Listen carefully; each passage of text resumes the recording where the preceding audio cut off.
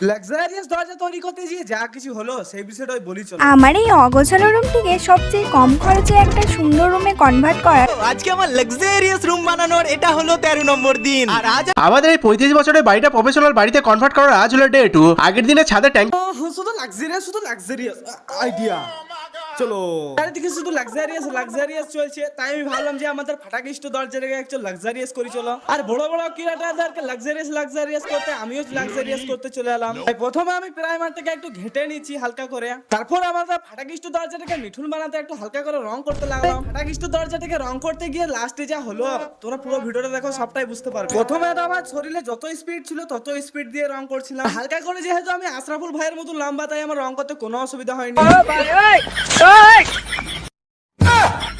মান সম্মানের ব্যাপারে ছিল, ভিডিওটা কাট আমি রং করতে করতে পুরো আত্মরা হয়ে গেলাম। শুধু আমাকে লাক্সারিয়াস করতেই হবে। আর হ্যাঁ, তোমরা কিছু দেখো না, ফটাফট চ্যানেলকে সাবস্ক্রাইব আর লাইক করো। চলো বাই।